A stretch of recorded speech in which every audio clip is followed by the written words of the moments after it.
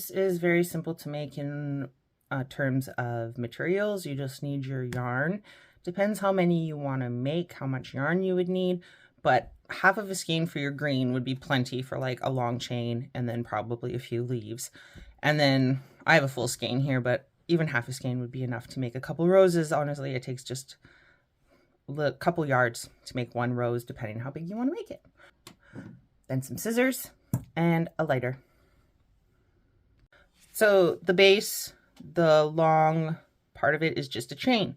So leave as much as you want for a tail. If you want, like if this is the hanging side and you want to leave enough to create a loop or something to hang it from, then leave as much as you want. Or if this is going to be the bottom side and you want to hang something that's different than a rose, or a rose right on the end, then leave as much as you need for that. So I like to leave a good 6 to 8 inches just to give myself some options. You're just going to create your slip knot. So taking your working yarn that's in your right hand over the yarn tail that's in your left, you create a loop. Pull up a loop through that loop. Pull on the yarn tail to tighten the loop. Pull on the loop or the working yarn to adjust the size of your loop. Sizes of your loop are going to be completely, again, up to you. I like a good 2 fingers width, but if you want your chain or the garland to be a little bit looser, more flowy, make your loops bigger. If you want it to look more like a knit, really nice and tight, then keep your loops smaller. And knit as many, so we just pull up another loop through and we just keep chaining loops on. And you'd have to measure where you want to hang this from to see how many loops you need. You're going to need a fair amount if you want to make a really long garland, or if you want to make curtains, I would make multiple of these, or little accents on the side of a window. This is all you do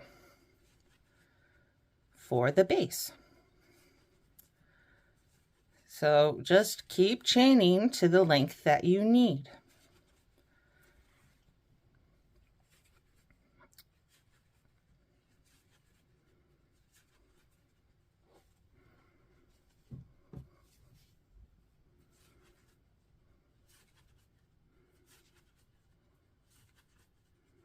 Uh-oh.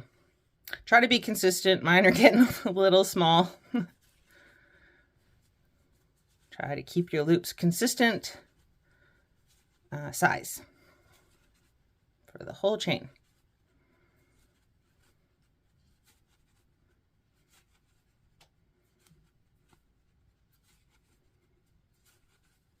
I don't even know how many I've done. I'm just making it, I'm guesstimating about the length of this table I have here.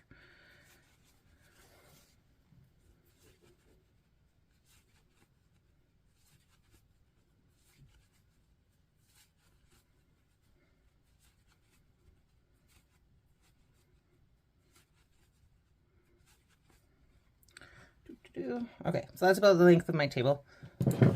Cut again another 6 to 8 inch piece, and you're just going to pull that yarn tail through that last loop and pull it tight. Now you have the base of your garland.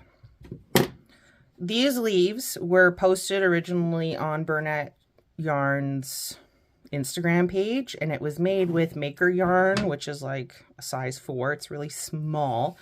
So they were making it with just their fingers in the yarn. So I was like, why can't we do that with the jumbo yarn? So the leaves, we have to kind of guesstimate how much you're going to need for the size.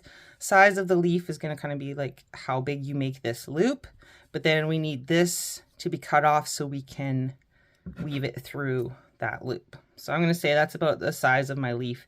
And then I'm going to cut another probably 12 inches. So then we've got this.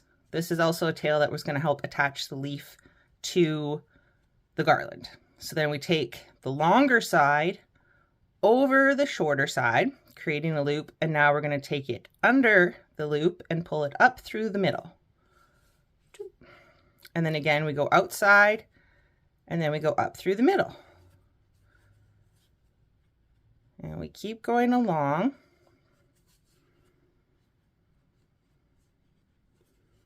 Kind of pulling the loop as we go, kind of shaping the leaf.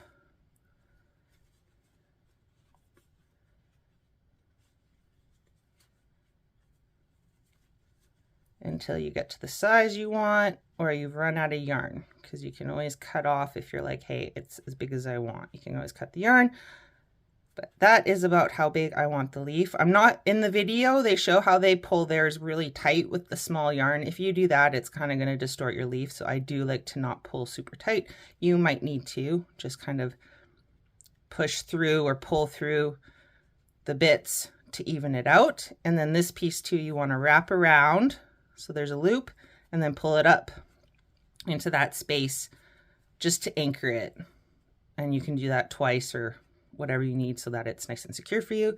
And then this end, you simply take your lighter and make sure you get not just the fuzz melted.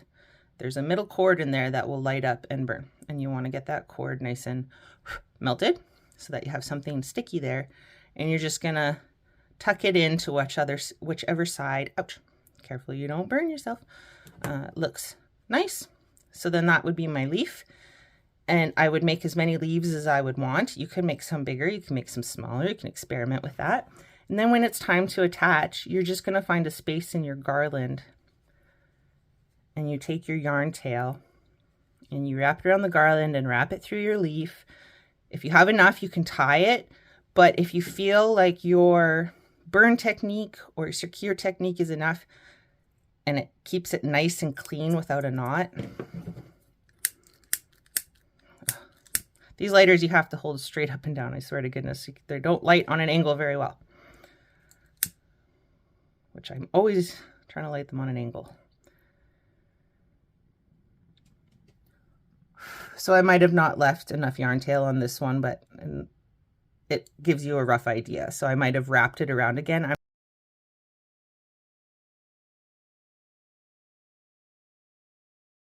So experiment again with that on how you want to attach, but that's the way I do. If you really want to knot it, go ahead and do double knot. Now on to the flowers. You could use really any color you want,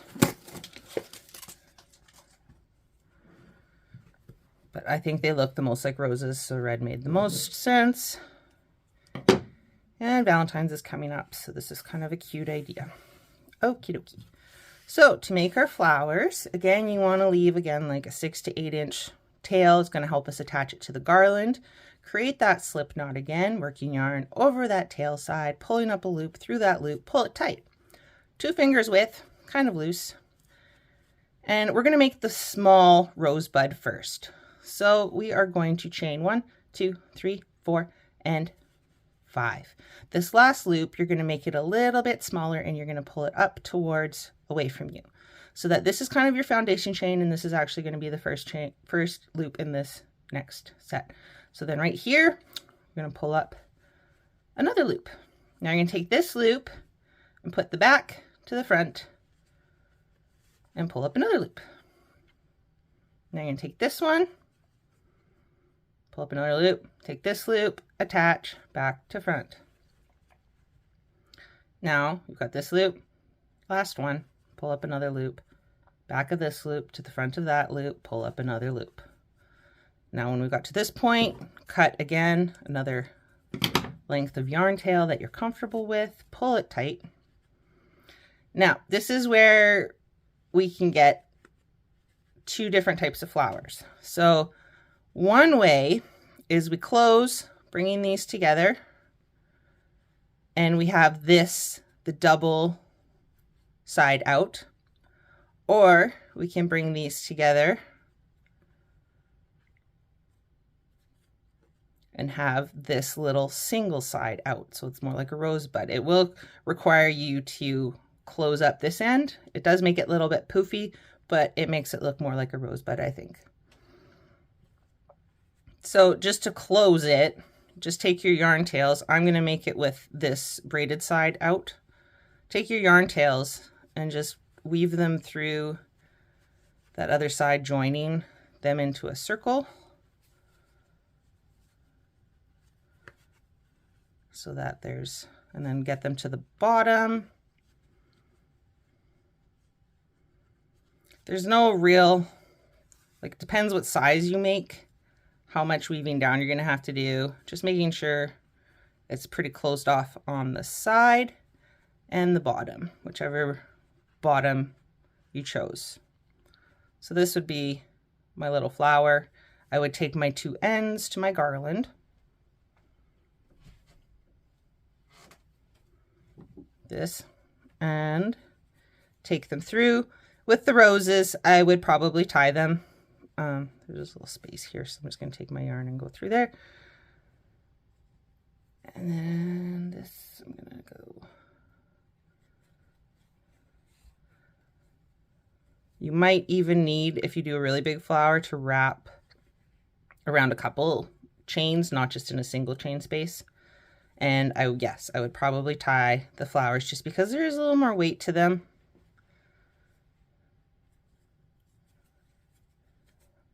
Double tied that. Just my little rose. And then you can trim, oh my gosh. Trim up your ends. Or just melt them a lot. Stick it together like that. Ow. Or you could burn them to the garland itself. So that was, I probably should have trimmed those ends, but that was, I just wanted to show you. So that is how I would attach the roses up the garland. Now, if you want to see me make a bigger flower, it might be easier to see what I'm talking about when I'm saying one side has double and one side has single. So again, creating our flower, working yarn over, slip, knot, pull, chain. Let's do, I like doing even numbers, but then that, so it'd be 8 and then the 1 pulled up.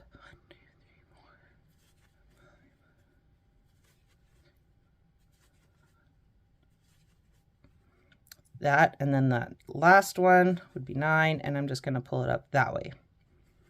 So now I'm going to create that back to front. Back to front.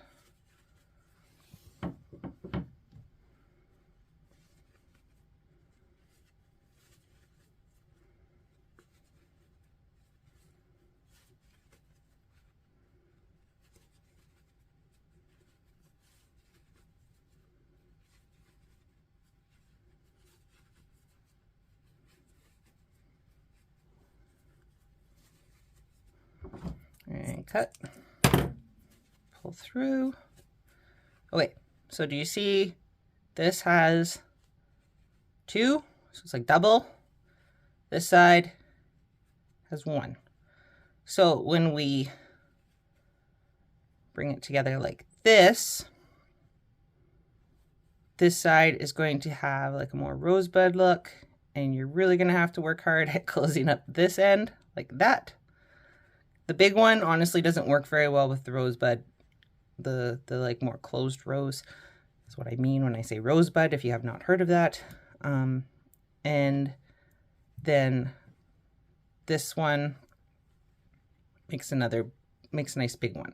So bigger chains make a nice big rose, smaller chains make a nice little rosebud. Or you could also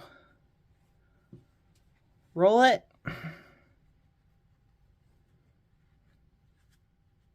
You make a nice big chain, then you roll it, go through,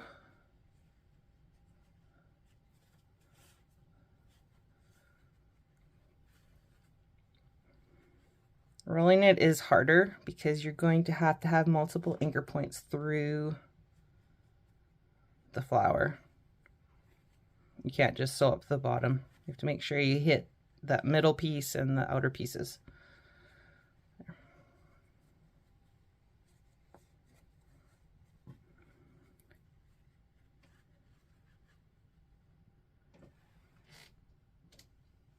And then garland, big rose, probably put it on the end.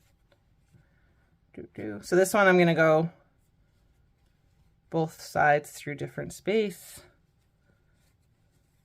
1 tie, 2 ties, trim,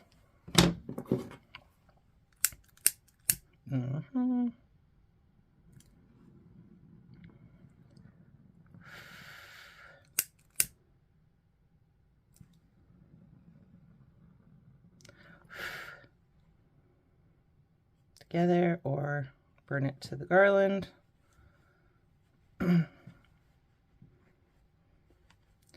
There's my rose on my garland. So I can just keep doing that, different lengths, different colors.